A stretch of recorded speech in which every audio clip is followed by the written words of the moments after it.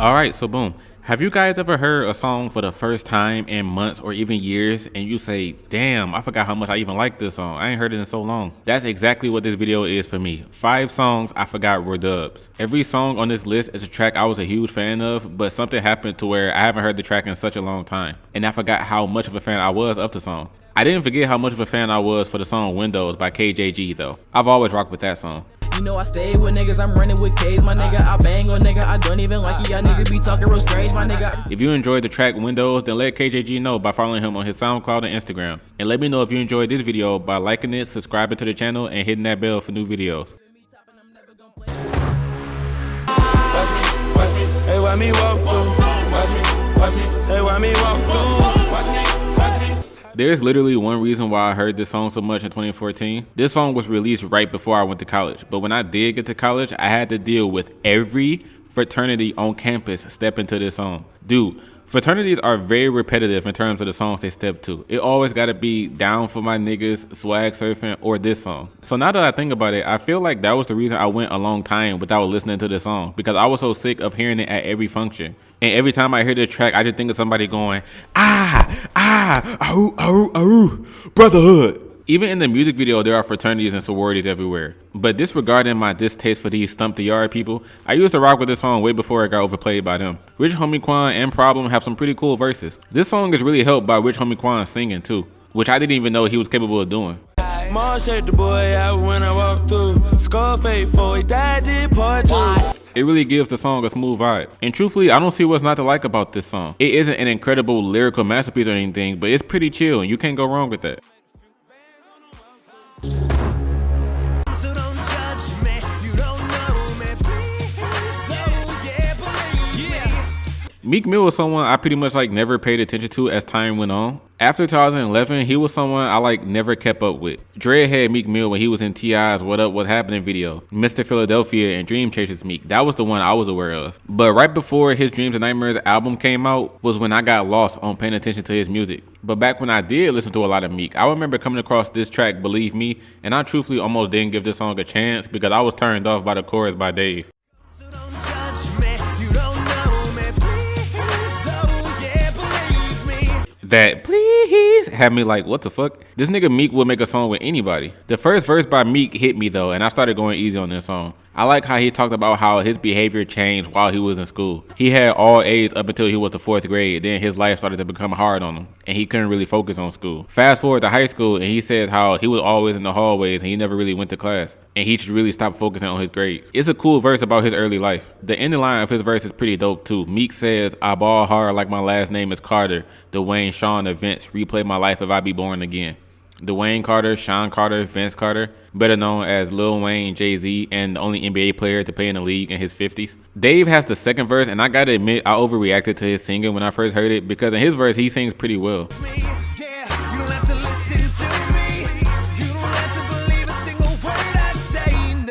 And then Meek brings it all home with his third verse. I think I went so long without hearing this song because I stopped focusing on Meek after the year this song was released. But regardless, this song will forever be a dub to me.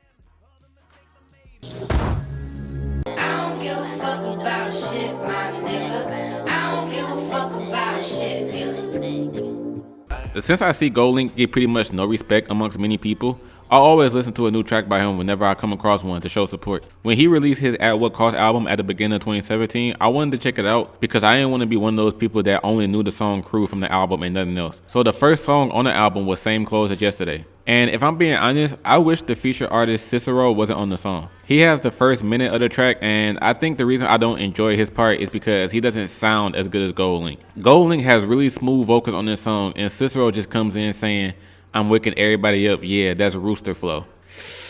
Yeah, no. So I wish there was a solo version of this song with just GoldLink, because I really be having to skip the first 65 seconds whenever I play this song. You know what's another version of this song that I just have to listen to? It's the explicit version. Because yeah, this is one of those songs where the clean version completely ruins it. I like the, I don't give a fuck about shit, my nigga. I like that part. But the clean version is,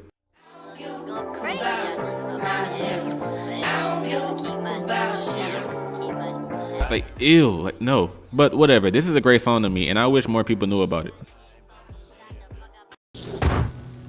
Brown paper bag.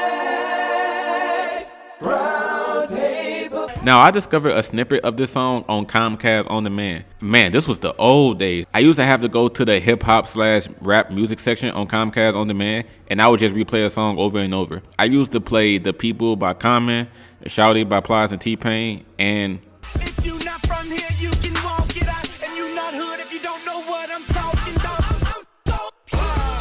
this was a song I really enjoyed back in the day. So the music video to I'm So Hood was one of those music videos where they play a snippet of another track at the very end. And that's when I discovered the beautiful sound of Brown paper bag. this part sounded so great to me thanks to Dre's harmony on the hook. And also during the snippet, they only played Young Jeezy's verse. I thought Young Jeezy had the only verse on the song until I heard the entire track and realized it had Juelz Santana, Ricky Rose, Fat Joe, and Lil Wayne. And Wayne's part is one of my favorites. Practice make perfect. I'm relaxing at rehearsal. I'm a motherfucking professional. Like, man, Weezy killed this. Fat Joe's part was always weird to me because at one point in his verse, he says, I confuse it. Critics be hating. Best album yet, but give me the same rating. Joe was saying how he didn't get how his most recent album, Me, Myself, and I, which in his mind is his best album, how it was getting shrugged off by music critics, and they were just giving it the same reviews as his other albums. This was always weird to me because it's like, nigga, why do you care what music critics have to say about your album? If you think it's your best work, then that's all that matters. You shouldn't let the opinion of music critics get to you. Even when I was a kid, I always heard that part of the verse and thought, like, nigga, you will be fine. But Brown Paper Bag is a fantastic song about hustling. Every artist contributes something notable. Weezy has slick rhymes, Jeezy with his hustler imagery, Juelz Santana, who was usually a bad rapper in my opinion, I would say he did nice here, and Fat Joe complaining that people didn't like his album as much as he did. Everyone did nice.